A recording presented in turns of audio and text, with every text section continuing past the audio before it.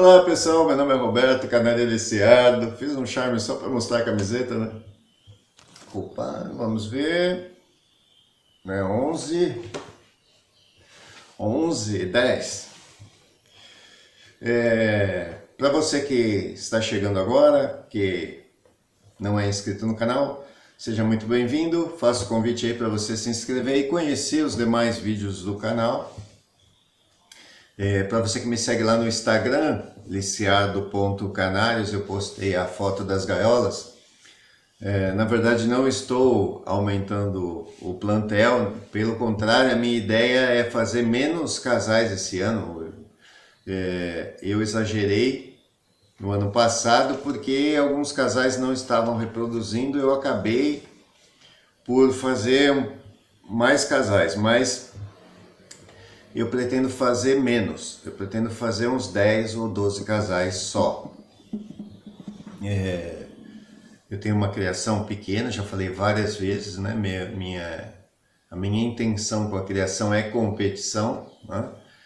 Eu criava e competia cães, né, da raça Husky siberiana, e a ideia de competir com o canário, eu já criava canários e cães na minha adolescência, cães da raça Husky siberiano e Old English Sheepdog. Então, naquela época, eu só competi e fui a uma exposição só com os cães. Depois eu voltei a criar em 2003 os cães e a competir. E o processo de competição dos cães, até porque eu mesmo apresentava meus cães e tudo, é um processo mais cansativo, né? É o processo de você lavar, preparar e depois apresentar os cães, treinar os cães, depois apresentar. E você precisa ir a várias exposições para fazer um campeonato, é um negócio mais complexo. E você está em pista, né? Você está se apresentando para o juiz, competindo com pessoas que estão ali apresentando, mas que também têm aquilo como a sua profissão. E eles recebem cada vez que vencem, né? Eles têm um bônus, que são os handlers. Então, às vezes se torna uma competição não muito leal no meio da pista. Enfim, fora outras situações que acontecem, que não cabe aqui ficar discutindo, enfim. Então eu voltei a criar canários porque é um processo de competição muito mais tranquilo.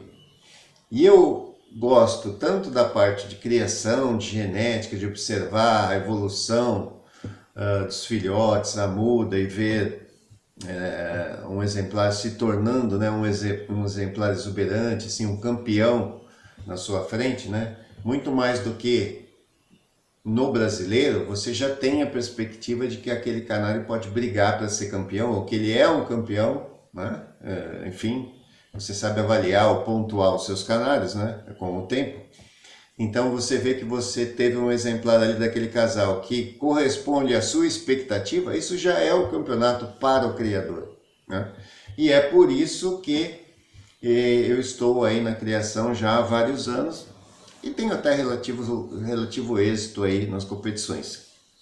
Então, estou falando tudo isso porque me perguntaram ontem, né, se eu crio se é um aspecto comercial, né? Se é uma fonte de renda os canários, enfim. Eu acho muito difícil e eu acho até que não seria muito inteligente pelo dinheiro que se investe, né? Em qualquer que seja a criação, se você não ama, né? Se você não gosta de animais, ter isso como uma fonte de renda, pensando entrar neste mercado pet, digamos assim, pensando em uma fonte de renda sem você gostar dos animais, é um tiro no pé, porque há formas muito mais inteligentes, né, muito mais lucrativas de você investir o mesmo capital e ter um retorno muito maior fazendo outras coisas, outros investimentos. E não tem tanto trabalho.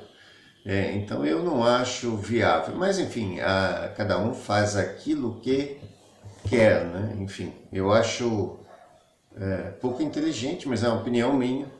Se alguém cria pensando, né, num retorno, até no equilíbrio de contas, né? Eu não tenho aqui no meu canaril nenhum controle, eu tenho um canaril pequeno. Então, assim, quando eu gasto alguma coisa, alimentação, algum suplemento, algum medicamento, é para uma quantidade de aves bem pequena. Então eu não estou preocupado se eles estão jogando o alpiste para fora, se estão desperdiçando a farinhada. Eu nunca me preocupei com esse tipo de economia. Por quê? O tamanho do meu canaril, até hoje está improvisado numa lavanderia, 4x4, eu nem posso ter muitas aves, porque uma superpopulação ali traria mais probabilidade de eu ter problemas, né? Porque é um ambiente fechado, pequeno, enfim, então eu tenho que ter um cuidado com isso, e sinceramente não vale a pena. É claro que eu não posso ficar com... Este ano nasceram 50 canários, com mais os que estavam aqui, e eu não tenho uma capacidade muito grande, então eu tenho que dispor das aves, evidentemente. Mas eu também não vou dispor das aves, né, de um trabalho de 10 anos, por R$100, tá certo? Porque eu já vi várias vezes acontecer, eu já vendi aves aí por preços mais razoáveis, né, digamos assim, e o que aconteceu? Em 1 ou 2 anos os canários morreram, a linha terminou. Várias vezes eu vi isso. Então, eu pretendo, eu tenho eu tenho por regra, né, dar o devido valor a cada coisa, tá certo? Mesmo no caso dos cães também, quando eu criava, acontecia a mesma coisa. Alguns cães que eu criei na adolescência e eu presenteei algumas pessoas, morreram assim, não chegaram nem à fase adulta. Então, você não tem tanto cuidado com os animais quando você investiu algum valor neles. E então, aquela frase aí que muita gente gosta de usar, quem ama não compra e não sei o quê, na verdade não compra, mas também não dá o devido valor àquele animal. Não se adaptou, devolve. Então todo o aspecto emocional do cão, adota e depois devolve. Tudo bem, não tem problema nenhum. Se não der certo, devolve. Quer dizer, e onde está o laço afetivo com o animal e tudo mais? Né? Agora, se você comprou aquele animal, se ele adoecer, você não vai falar, dá um chazinho para ele. Não, você vai correr no veterinário.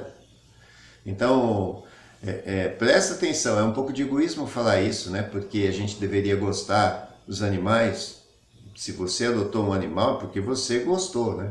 Mas as pessoas fazem o quê? Eu vou dar para o meu filho um cachorrinho, vou dar um gatinho para o meu filho quer um animalzinho.